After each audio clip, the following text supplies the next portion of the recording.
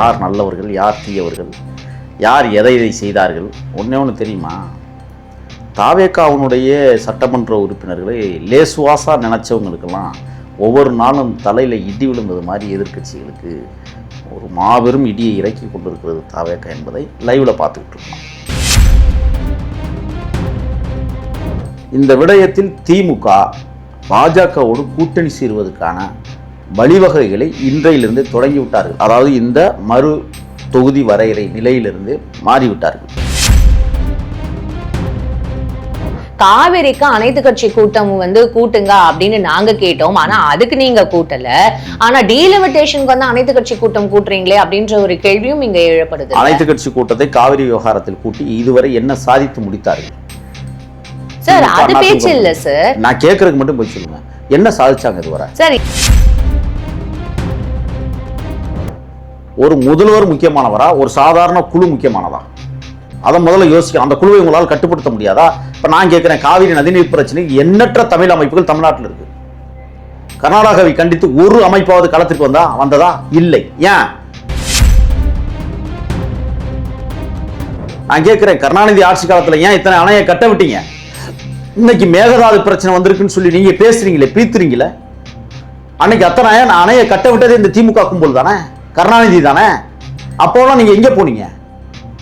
எப்படி நீங்க அனைத்து கட்சி கூட்டத்தை இப்ப கூட்ட சொல்லிட்டு இருக்கீங்க? எந்த அடிப்படையில் கூட்ட சொல்றீங்க?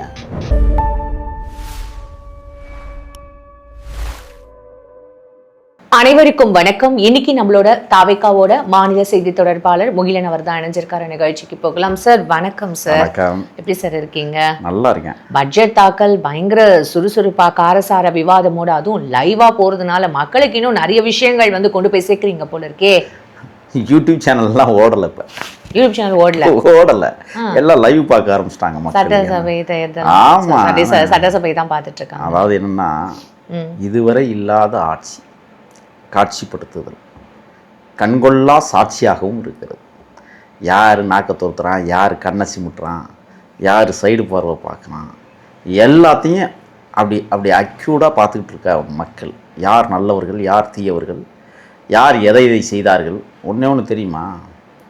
தாவேகாவினுடைய சட்டமன்ற உறுப்பினர்களை லேசுவாசா நினச்சவங்களுக்கெல்லாம் ஒவ்வொரு நாளும் தலையில் இடி விழுந்தது மாதிரி எதிர்க்கட்சிகளுக்கு ஒரு மாபெரும் இடியை இறக்கி கொண்டிருக்கிறது தாவேகா என்பதை லைவில் பார்த்துக்கிட்டு இருக்கோம்.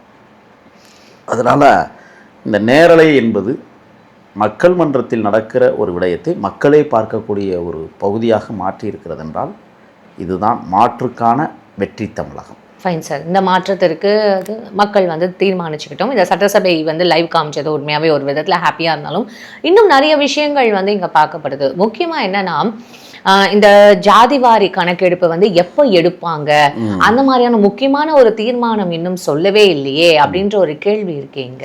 அது பொதுவாக இந்தியா முழுவதும் நடைபெறுகிற ஒரு விடயம். அது சாதிவாரி கணக்கெடுப்புங்கிறது பீகாரில் அதை எடுத்து முடித்தாங்க.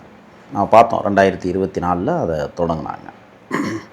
தமிழ்நாட்டிலையும் தொடங்குவதற்கான சாத்தியக்கூறுகளை உருவாக்கி கொண்டிருக்கிறார்கள் எங்களுடைய அமைச்சர் பெருமக்கள்லாம் சேர்ந்து. சாதிவாரி கணக்கெடுப்பு எடுத்தால் யாருக்கு நன்மை, யாருக்கு தீமை என்பதை சாதியவாதிகள் புரிந்த காரணத்தால் பேசாமல் இருக்காங்க. ஆனால் உண்மையிலேயே சாதியவாரிய கணக்கெடுப்பு நடத்தினால் பிற்படுத்தப்பட்டவர்களும் தாழ்த்தப்படுத்தப்பட்டவர்களும் மிகப்பெரிய பலனை தமிழ்நாட்டில் அடைவார்கள். அப்படிதான் இருக்குங்க நிலைமை. ஆக 1911 எடுக்கப்பட்ட மக்கள் தொகை நடவடிக்கைகள் நீங்கள் இப்போ பார்த்தீங்கன்னா 2011 சில நடவடிக்கைகள்லாம் மக்கள் தொகை கணக்கெடுப்பில் பண்ணாங்க. பட் எதுவுமே முழுமையடையவில்லை. தமிழ்நாட்டில் சாதிவாரி கணக்கெடுப்பு முறை என்பது ஒரு மனிதனை கூட விட்டுறக்கூடாது. பிளாட்பாரத்தில் தூங்குறவங்க கூட அவன் என்ன சமூகம்னு கண்டுபிடிச்சி அவனுக்கான அந்த பெயர் பட்டியல், அவன் எங்கே இருக்கான், ஏது இருக்கான். ஆக அதையெல்லாம் தோண்டி இன்றைக்கி அனாதை இல்லங்கள் பெருகி போயிருக்கு, ஆதரவற்றோர் இல்லங்கள் அதை விட பெருகி இருக்கு. அப்போ இதெல்லாம் கணக்கில் கொண்டு வரணும். சாதிவாரி கணக்கெடுப்புங்கிறது ஏதோ போய சேரிகளுக்குள்ளும் ஊர்களுக்குள்ளும் எடுக்கப்படுகிற முறை அல்ல. எல்லா தரப்பு மக்களும் பயன்பெறக்கூடிய வகையில் எவரையும் விட்டுவிடாமல் ஒரு சாதியவாரிய கணக்கெடுப்பு நடத்துவதற்குத்தான் எங்கள் சரித்திர தலைவர் மாண்புமிகு முதல்வர் விஜய் அவர்கள் ஒரு திட்டம் போட்டு கொண்டிருக்கிறார். விரைவில் அதற்கான அறிவிப்புகள் வரும், பொறுத்திருங்கள். Fine sir. ஏன்னா இந்த டீலிமிட்டேஷன் அப்படின்ற ஒரு விஷயம்க்கு வந்து அனைத்து கட்சி கூட்டம் வந்து இவர் எம்பிக்கள் கூட்டம் கூட்டினாரு. ஆனா யாருமே வரல, புறக்கணிச்சிட்டாங்க அதிமுக சைட்ல இருந்து. யாருமே வரலைங்கிறத நீங்க புறக்கணிங்க. 23 நாடாளுமன்ற உறுப்பினர்கள் இடம்பெற்றிருந்தார்கள். இல்ல, முக்கியமான கட்சிகள் எம்பிக்கள் வந்து இருக்கிறது வந்து திமுக தானே சார். அது இருக்கட்டும், அவங்க திமுக அதிமுகவே முக்கியமா பங்கெடுக்கவே இல்லையே. திமுக பார்த்து கேட்கிறேன், இந்த முறையை ஆதரிக்கிறார்களா எதிர்க்கிறார்களா? சார் அவங்க எதிர்க்கிறாங்க சார், அதுல எந்த ஒரு மாற்று கருத்தும் இல்லை. இல்ல நான் என்ன கேட்கிறேன்னா, எதிர்க்கிறாங்கல்ல, எப்படி எதிர்க்கணும்? எப்படி எதிர்க்கணும்? எல்லாரும் ஒண்ணு சேர்ந்து தானே தமிழ்நாட்டில் எதிர்க்க முடியும். இல்ல, அதுக்குதான் அவங்க அதுக்கு ஒரு விளக்கம் கொடுத்திருக்காங்கல்ல. நாங்களே வந்து மீடியா மூலமா தான் இந்த அனைத்து கட்சி கூட்டம் இருக்குன்றதே எங்களுக்கு தெரிஞ்சது. ஒரு ப்ரொசீஜர் வந்து இருக்கணும் இல்லையா? எங்களோட கட்சி தலைவருக்கு நீங்க அழைப்பு விடுத்து இந்த மாதிரி உங்க எம்பிக்களை அனுப்புங்க அப்படின்னு சொல்றது தானே ஒரு நியாயமான விஷயம். அது கரெக்டா தானே சார்? நான் ஒண்ணு சொல்றேன், மற்ற எம்பிக்களுக்கு எல்லாம் தலைமைக்கு கடிதம் கொடுத்தாங்களா சார்? அவங்க எல்லாம் கூட்டணியில இருக்காங்க சார். கூட்டணியில இருக்கு. நான் என்ன சொல்றேன்னா, சட்டமன்ற நாடாளுமன்ற உறுப்பினர்கள் மாநிலங்களவை மக்களவை இருக்காங்கல்ல தமிழ்நாட்டில், அவங்க என்ன செஞ்சுருக்கணும், தனித்தனியாக எல்லாருக்கும் அழைப்பு கொடுத்துருக்கு, எல்லா எம்பிகளுக்கும். அந்த எல்லாரும் சேர்ந்து இந்த மாதிரி அங்கேருந்து அழைப்பு வந்திருக்கு, நாங்கள் தலைவரை போய் சந்திச்சு முடிவெடுத்து சொல்கிறேன்னு சொல்லணும்ல சார். அவங்களுக்கே அழைப்பு வரலையா சார்? அவங்களுக்கே மீடியா மூலமா தான் விஷயம் வந்தது. முன்னாள் ராத்திரி தான் அந்த ஒரு அழைப்பு வந்தது அப்படின்னு சொல்லும்போது கண்டிப்பா இது ஒரு மரியாதை நிமித்தமாவது எல்லாருக்குமே அழைப்பு கொடுக்கப்பட்டது. நான் அந்த அழைப்புல பார்த்தேன், எல்லாருக்கும் கொடுத்துருக்காங்க. உண்மையாக சொல்ல போனால் இந்த விடயத்தில் திமுக பாஜகவோடு கூட்டணி சேருவதற்கான வழிவகைகளை இன்றையிலிருந்து தொடங்கிவிட்டார்கள். அதாவது இந்த மறு தொகுதி வரையறை நிலையிலிருந்து மாறிவிட்டார்கள். இப்போ நீங்க பாருங்க, இப்போ எதிர்க்கிறோம் நீங்க தானே சொன்னீங்க, இவர்களே ஆதரிக்கக்கூடிய நாட்கள் வெகு விரைவில் இருக்குது அப்படிங்கறத நான் அது மக்கள் கிட்ட விட்டுடலாம் சார். ஆனா காவேரிக்கு அனைத்து கட்சி கூட்டம் வந்து கூட்டுங்க அப்படின்னு நாங்க கேட்டோம். ஆனா அதுக்கு நீங்க கூட்டல.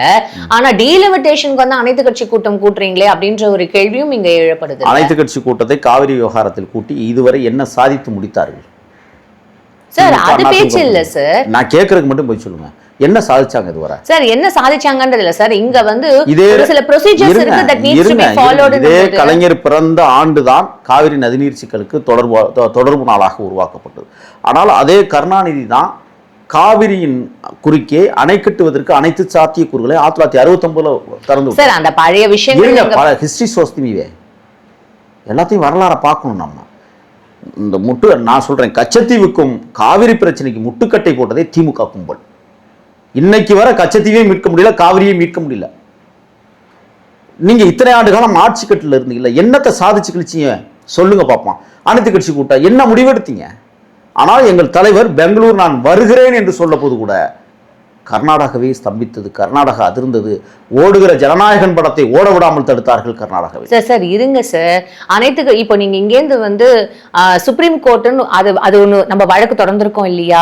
அதை தாண்டி இப்ப நம்ம போய் அந்த கர்நாடகா அவங்க அந்த மாநிலத்துல போய் பேசணும் அப்படின்னா அப்ப சுப்ரீம் கோர்ட்டோட தலையீடு இனிமே நீங்களே பேசிக்கோங்க, அப்புறம் நாங்க எதுக்குன்னு அவங்க ஒதுக்கிட்டா அப்ப நமக்கு வர வேண்டிய விஷயங்களும் அப்படியெல்லாம் வந்து நீதிமன்றங்கள் ஒதுங்க முடியாது. இந்த விடயத்துல பேசி தீர்க்க வேண்டிய பிரச்சனைகளை பேசி தீர்க்க நாங்க ரெண்டு பேரும் சமாதானம் போவோம், நாங்க ரெண்டு பேரும் தண்ணியை பகிர்ந்துக்க போறோம், இந்த வழக்க வாபஸ். இதுக்கு முன்னாடி இருந்த முதலமைச்சர்களாலே முடியாத ஒரு விஷயம். அதனாலதான் நாங்க இப்படி ஒரு மாற்றை ஏற்பாடு பண்றோம். அவங்களால முடியலைங்கிறதுக்காக தான் இப்ப சந்திப்பு நிகழ்ச்சி, பார்த்து பேசுவோம், கை குலுக்குவோம், ஒன்னா உட்கார்ந்து பேசுவோம்.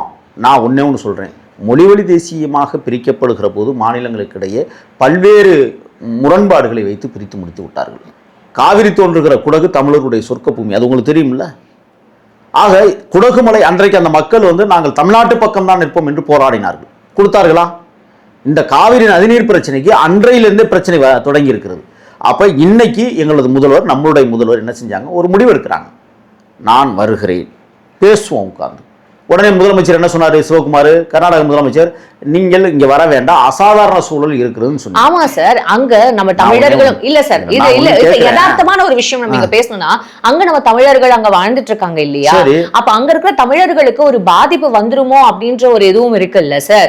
அப்போ சட்ட ரீதியா போற ஒரு விஷயத்த அவங்க கையில எடுத்து சுமூகமா பேசுறதா இருந்தா இது முன்னாடியே பேசிருக்கலாமே.